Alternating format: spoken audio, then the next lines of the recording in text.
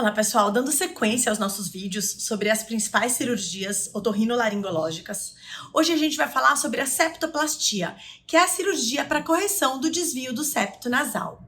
Nesse vídeo a gente vai falar sobre o pré, o intra, o pós-operatório, os principais sintomas, então vem comigo para não perder nadinha.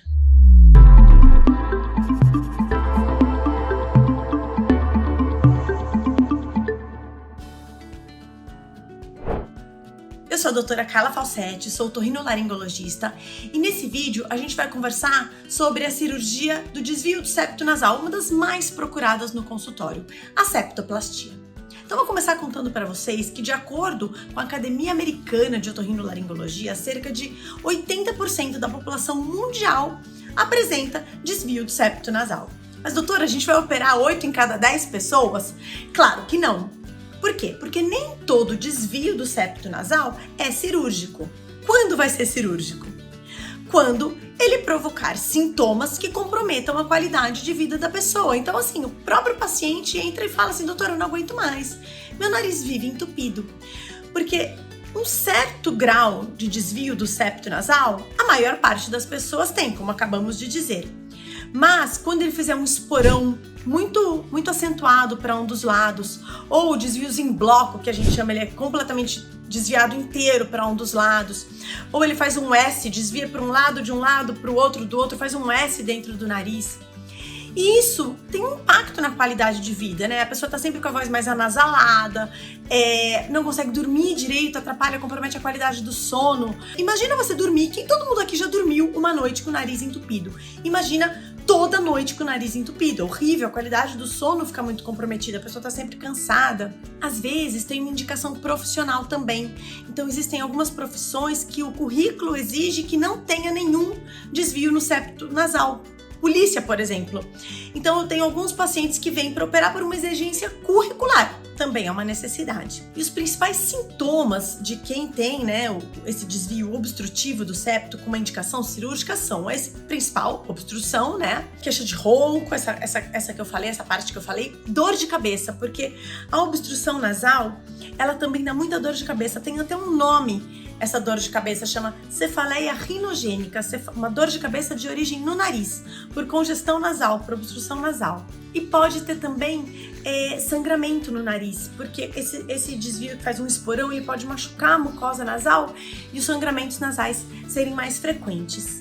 Então, recapitulando, as principais queixas, nariz entupido, ronco, dor de cabeça, sangramento nasal e esse comprometimento da qualidade de vida de uma maneira geral.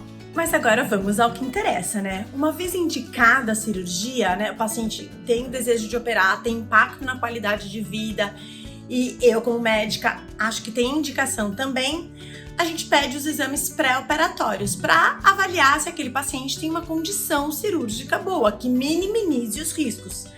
Nenhuma cirurgia, pessoal, é isenta de risco. O paciente sempre quer, doutor, mas não tem risco. Não tem como a gente dizer que uma cirurgia é isenta de risco.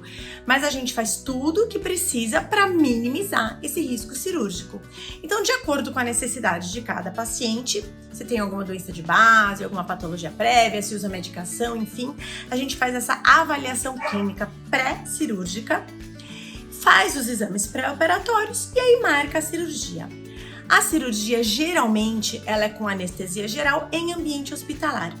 Pode ser feita em ambiente ambulatorial, com sedação, mas eu costumo fazer em ambiente hospitalar com anestesia geral.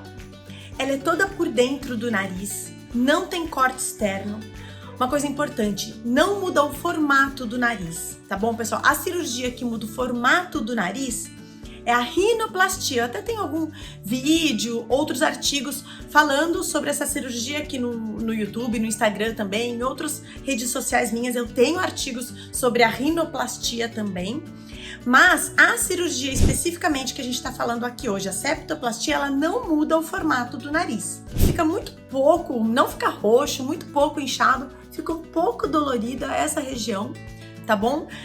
O corte é só para acessar aqui a mucosa nasal, mas é tudo por dentro do nariz. A gente faz por videoendoscopia hoje e é bem tranquilo. O paciente geralmente sai do hospital no mesmo dia, geralmente a gente opera de manhã. Final do dia, estando tudo bem, sem sangramento, vai embora para casa.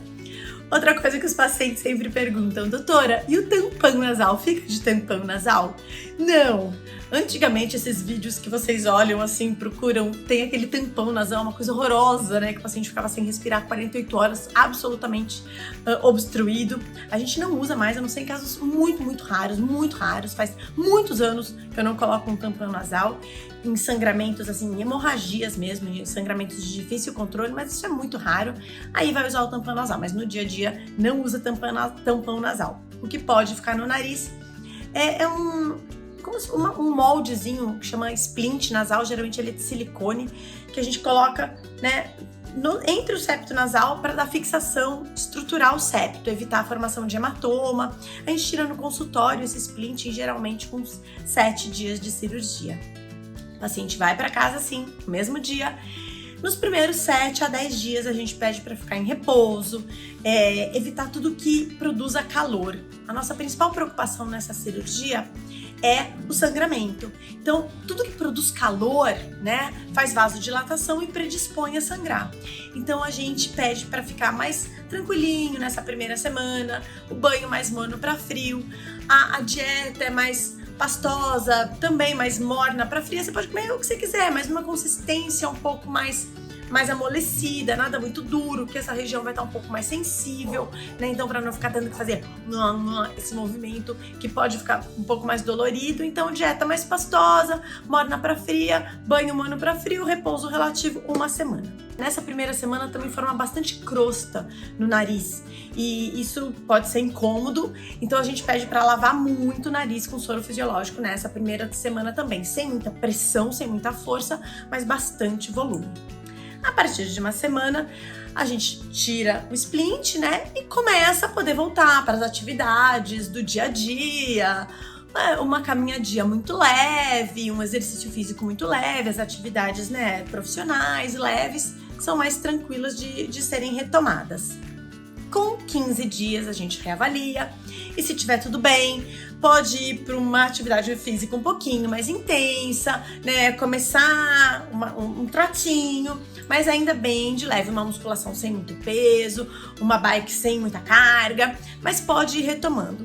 Para liberar mesmo, liberou geral, é depois de 1 mês, pelo menos, que aí as restrições ficam bem menores, a atividade física mais intensa, o que quiser, voltar ao trabalho normal, 100%. Então, pessoal, sobre septoplastia, a cirurgia para correção do desvio obstrutivo do septo nasal, era isso que eu tinha para falar para vocês. O pré, as indicações, o intra e o pós-operatório. Se você chegou até aqui nesse vídeo, não deixe de se inscrever no nosso canal. Eu tenho outras redes de informação, meu site, Instagram, YouTube, um monte de canal, Facebook, para vocês acompanharem e não perderem nenhuma novidade no mundo da otorrinolaringologia. Um beijo, espero vocês no próximo.